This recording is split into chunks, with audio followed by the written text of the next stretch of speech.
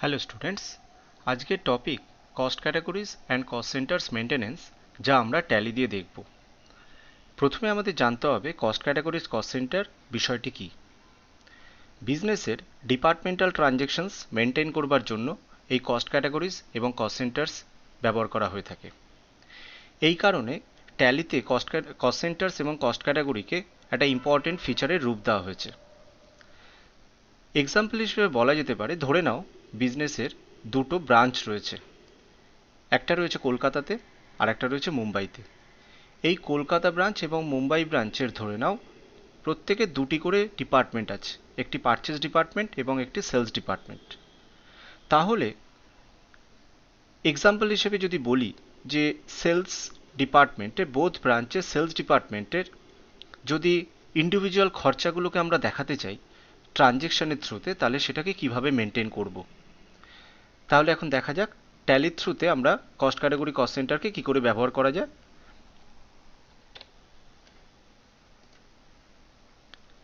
Company হিসেবে আমাদের ইশেখা online class বলে একটি কোম্পানি ওপেন করাই রয়েছে। নেম অফ কোম্পানির আন্ডারে তোমরা দেখতে পাচ্ছ। রাইট হ্যান্ড সাইডে গেটওয়ে অফ ট্যালি, যেখানে তার যথাক্রম মেনুগুলোও আমরা দেখতে পাচ্ছি। এই কস্ট ক্যাটাগরি কস্ট সেন্টার নিয়ে কাজ করতে গেলে প্রথমে আমাদের এই ফিচার্সগুলোকে অ্যাক্টিভেট করে নিতে হবে। ফিচার্স অ্যাক্টিভেশনের জন্য আজকে আমরা দেখব কোম্পানি ফিচার্সের হেল্প, কিভাবে কোম্পানি ফিচার্সের ব্যবহার করা হয়। রাইট সাইডে যে প্যানেলটি আমরা দেখতে পাচ্ছি, যাকে রাইট প্যানেল বলা হয়ে থাকে, ঠিক তার বটম পোর্শনের দিকে ফিচার্স বলে একটি বাটন রয়েছে। এই বাটনটির মধ্যে যদি আমরা ক্লিক করি কোম্পানি ফিচার্স পেতে পারি। আদারওয়াইজ আমরা F11 যদি প্রেস করি তাহলেও কোম্পানি ফিচার্সে যেতে পারি। F11 প্রেস করলাম, যেখানে কোম্পানি ফিচার্স বলে একটা মেনু এসেছে। এই কোম্পানি ফিচার্সের মধ্যে যে accounting features, inventory features, statutory taxation etcetera ফিচার্সগুলোকে দেখতে পাচ্ছি। কস্ট সেন্টার কস্ট ক্যাটাগরির অ্যাক্টিভেশন পেতে গেলে আমাদের যেতে হবে অ্যাকাউন্টিং ফিচার্সের মধ্যে। অ্যাকাউন্টিং ফিচার্সের মধ্যে বিভিন্ন ধরনের ফিচার্সগুলো আছে, যেগুলো ম্যাক্সিমাম ফিচার্সগুলো আমরা নো সিচুয়েশনে দেখতে পাচ্ছি। বিভিন্ন কাজের ইউটিলিটি অনুযায়ী, তাদের ওয়ার্কিং সিস্টেমসের প্যাটার্ন অনুযায়ী সেই সমস্ত ফিচার্সগুলোকে আমরা অ্যাক্টিভেট করি। আমরা ব্রাঞ্চ ডিপার্টমেন্টের একটা এক্সাম্পল নিয়ে কাজ করতে যাচ্ছি, যার হেল্প হিসেবে আমাদের cost category cost centre maintain হবে। সেই ফিচার্সের অ্যাক্টিভেশন দিতে গেলে কস্ট অ্যান্ড প্রফিট সেন্টার্স ম্যানেজমেন্টের আন্ডারে আসতে হবে। এন্টার করে করে বা ট্যাব দিয়ে দিয়ে আমরা আসলাম কস্ট প্রফিট সেন্টার্স ম্যানেজমেন্টের আন্ডারে, যেখানে maintain cost centres, maintain more than one payroll or cost categories, এই দুটো ফিচারকে অ্যাক্টিভেশন দিতে হবে। তাহলে মেনটেন কস্ট সেন্টার্সকে অ্যাক্টিভেশন দিতে গেলে ওয়াই লিখে এন্টার করলাম, দ্যাট ইজ ইয়েস। ঠিক তার পরের ফিচারটা maintain more than one payroll cost category, এই ফিচারটিকে অ্যাক্টিভেশন দিতে হবে। তাহলে আমরা দুটো ফিচারের অ্যাক্টিভেশন দিলাম। আরেকবার বলছি, maintain cost centres yes, maintain more than one payroll cost category yes. দুটো ফিচারের অ্যাক্টিভেশন দেওয়ার পর আমরা কন্ট্রোল এ করে উইন্ডোটিকে সেভ করলাম, অর্থাৎ ডাইরেক্ট অ্যাকসেপ্টেন্স করলাম। তারপর এখান থেকে এসকেপ করে ফিরে আসলাম গেটওয়ে অফ ট্যালিতে। গেটওয়ে অফ ট্যালিতে আসার পর তার প্রথম যে মেনু অ্যাকাউন্টস ইনফো, সেই মেনুর আন্ডারে আমাদের নতুন দুটো সাব মেনু অ্যাক্টিভেট হয়েছে, যাদের নাম cost categories and cost centres. তাহলে কোম্পানি ফিচার্স থেকে অ্যাকাউন্টিং ফিচার্সে যে দুটো ফিচারকে অ্যাক্টিভেশন করেছিলাম, তার রেজাল্ট হিসেবে আমরা এই দুটো সাব মেনুকে দেখতে পাচ্ছি। এখন আমাদের কাজ হচ্ছে প্রথমে কস্ট ক্যাটাগরিতে যাব। কস্ট ক্যাটাগরিতে গিয়ে সেখান থেকে আমরা এখানে সিঙ্গেল কস্ট ক্যাটাগরি এবং মাল্টিপল কস্ট ক্যাটাগরি মেনটেন্যান্স পেতে পারি। তো আমরা সিঙ্গেল কস্ট ক্যাটাগরিতেই যাচ্ছি। এইখানে এক্সাম্পল হিসেবে আমি দুটো হেড তৈরি করছি। একটির নাম দিচ্ছি ব্রাঞ্চ, অ্যালিয়াসে কিছু দিলাম না। Allocate revenue item by default activate থাকে, অ্যালোকেট নন রেভিনিউ আইটেমটিকে অ্যাক্টিভেট করতে হবে। এই ফিচারটির কাজ হচ্ছে, এই দুটো ফিচারকে অ্যাক্টিভেশন যদি আমরা না করি, তাহলে পরবর্তী সময় যখন ভাউচার এন্ট্রি করব, তখন কস্ট সেন্টার কস্ট ক্যাটাগরির ইউটিলিটি দেখতে পাবো না। দ্যাটস ওয়াই আমাদের allocate revenue items, allocate non revenue item ফিচারসগুলোকে activation দিতে হবে। তাহলে একটি ব্রাঞ্চ হলো। আরেকটা এক্সাম্পল হিসেবে আমরা তৈরি করছি ডিপার্টমেন্ট, অ্যালিয়াস দিলাম না। ঠিক একই রকমভাবে দুটো ফিচারকে অ্যাক্টিভেট করলাম, এসকেপ করে বেরিয়ে আসছি। ডিসপ্লেতে গিয়ে আমরা দেখব দুটো ফিচার, দ্যাট মিনস দুটো এক্সাম্পল হিসেবে ব্রাঞ্চ ডিপার্টমেন্ট তৈরি করা হয়ে গেছে, যেখানে আমরা প্রাইমারি কস্ট ক্যাটাগরি বলে একটা নাম দেখতে পাচ্ছি। এই প্রাইমারি কস্ট ক্যাটাগরি হলো ট্যালির ডিফল্ট কস্ট ক্যাটাগরি নেম, যেটি আগে থেকেই তৈরি করা থাকে। এবার আমরা এসকেপ করে বেরিয়ে এসে যাব কস্ট সেন্টার্সে। অ্যাকাউন্টস ইনফোর আন্ডারে কস্ট সেন্টার্স, সেখান থেকে সিঙ্গেল ক্রিয়েটেই যাচ্ছি। এই হচ্ছে কস্ট ক্যাটাগরির কস্ট সেন্টার্সের উইন্ডোটা।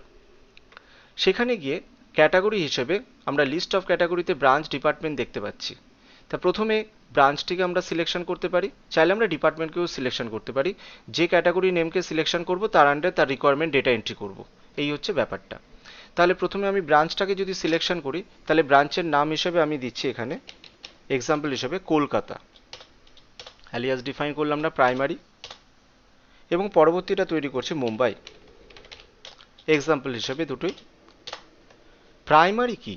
প্রাইমারি মেইন হেডকে বা মেইন ডিফাইন করে থাকে, অর্থাৎ কলকাতা ব্রাঞ্চ মুম্বাই ব্রাঞ্চ দুটোই প্রাইমারি হিসেবে অর্থাৎ মেইন লোকেশন হিসেবে ডিফাইন হয়েছে। কোনোটার আন্ডারে কোনোটা নেই, অর্থাৎ কলকাতার আন্ডারে মুম্বাই বা মুম্বাইয়ের আন্ডারে কলকাতা নেই, Kolkata separate branch, Mumbai separate branch. ঠিক একই রকমভাবে এবার আমরা ডিপার্টমেন্ট যদি তৈরি করি, শিফট ট্যাব বা আপ অ্যারো প্রেস করে সেখান থেকে আমরা ডিপার্টমেন্টকে সেট করব। নাম দিচ্ছি সেলস, ব্র্যাকেটে লিখলাম কলকাতা, পারচেস, ব্র্যাকেটে লিখলাম কলকাতা, অর্থাৎ কলকাতার দুটো ডিপার্টমেন্ট তৈরি করা হলো।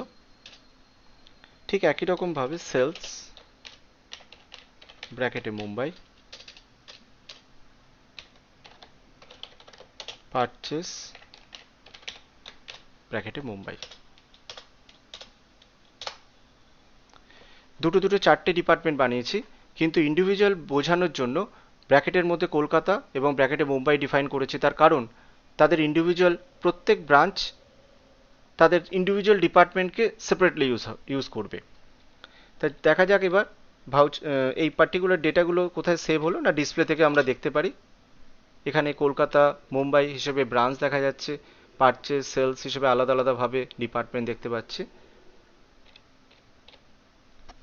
তাহলে এই পর্যন্ত আমরা কস্ট ক্যাটাগরি কস্ট সেন্টারের অ্যাক্টিভেশন এবং তার রিকোয়ার্ড কিছু ডেটা ইনপুট করেছি, অর্থাৎ ব্রাঞ্চ ডিপার্টমেন্ট নাম দিয়ে আমরা এন্ট্রি করেছি। এইবার দেখতে হবে আমাদের ভাউচার এন্ট্রি কি করে করা হয়। তা ভাউচার এন্ট্রি করবার জন্য আমি যদি একটা এক্সাম্পল হিসেবে বলি যে 5,000 টাকা অ্যাডভার্টাইজমেন্টের জন্য দেওয়া হচ্ছে, 5,000 টাকা অ্যাডভার্টাইজমেন্টের জন্য দেওয়া হচ্ছে, যেখানে 3,000 টাকা সেলস ডিপার্টমেন্টের অ্যাডভার্টাইজমেন্টের জন্য এবং মুম্বাই ব্রাঞ্চের সেলস ডিপার্টমেন্টের অ্যাডভার্টাইজমেন্টের জন্য, এবং বাকি 2,000 টাকা সেলস ডিপার্টমেন্টের কলকাতা ব্রাঞ্চের অ্যাডভার্টাইজমেন্টের জন্য ডিক্লেয়ার করা হয়েছে ক্যাশে। তাই যদি হয় তাহলে প্রথমে আমাকে এন্ট্রিটা করে নিতে হবে যে advertisement account debit two cash. Advertisement account debit two cash কোন ভাউচার দিয়ে পাস করব না পেমেন্ট ভাউচার দিয়ে পাস করব। তা পেমেন্ট ভাউচারের মধ্যে তাহলে advertisement account debit two cash এবং তার মধ্যে ব্রাঞ্চ এবং ডিপার্টমেন্টের ইউটিলিটিটা কি করে দেখানো হয় সেটাকে তাহলে এবার দেখা যাক। আমরা গেটওয়ে অফ ট্যালি থেকে অ্যাকাউন্টিং ভাউচারে যাব। সেখান থেকে পেমেন্ট ভাউচারে যেতে গেলে আমরা F5 বা রাইট প্যানেল থেকে পেমেন্টে ক্লিক করব। এই হচ্ছে পেমেন্ট ভাউচার এবং যে মোডে আছে সেটা হচ্ছে double entry mode. Advertisement ledger exist করাই রয়েছে দেখতে পাচ্ছি আমরা। তাহলে অ্যাডভার্টাইজমেন্টে এন্টার করলাম, 5,000 এন্ট্রি করলাম। যখনই এন্টার করলাম একটা নতুন স্ক্রিন আসছে, এই স্ক্রিনটাকেই কস্ট ক্যাটাগরি কস্ট সেন্টার্সের উইন্ডো বলা হয়ে থাকে। তা এই উইন্ডো স্ক্রিনে প্রথমে দেখাতে হবে কস্ট ক্যাটাগরি, যেখানে ব্রাঞ্চ ডিপার্টমেন্ট এক্সিস্ট করছে। প্রথমে দেখালাম ব্রাঞ্চ। এবার ব্রাঞ্চ যেহেতু সিলেকশন করা হয়েছে, স্পেস দিলে কস্ট সেন্টার্সের মধ্যে ব্রাঞ্চের নামগুলোই দেখাবে। তা আমি নিয়ে নিলাম মুম্বাই, যেখানে 3,000 টাকা ডিক্লেয়ার করতে বলেছে, বাকি 2,000 টাকা কলকাতা ব্রাঞ্চে। তাহলে আমি কলকাতার মধ্যে আমি 2,000 টাকাটা দিতে পারি। যেহেতু 3,000 টাকা ডিফাইন করা রয়েছে, 2,000 টাকা রিমেনিং ব্যালেন্স ও অটোমেটিক নিয়ে নেবে। নেক্সট ডিপার্টমেন্ট সেট করলাম, সেলস ডিপার্টমেন্ট হিসেবে ইউজ করতে বলেছে, তাহলে সেলস মুম্বাই যেখানে 3,000 এবং সেলস কলকাতা সেখানে 2,000 টাকা ডিফাইন করলাম, এন্টার করে বেরিয়ে আসলাম। এবার ক্রেডিট ক্যাশ নিয়েছে, যদি না থাকতো তাহলে সি প্রেস করে বা ক্যাশ আমরা সেট করতে পারি। এখানে অ্যাডভার্টাইজমেন্ট এখন ডেবিট টু ক্যাশ এবং তার মধ্যে ডিপার্টমেন্টালি কিভাবে অ্যামাউন্টটাকে সেগ্রিগেট করা হয়েছে সেটাকে আমরা এখন দেখে নিলাম। ন্যারেশন হিসেবে একটা ন্যারেশন লেখা যেতে পারে, being advertisement paid in cash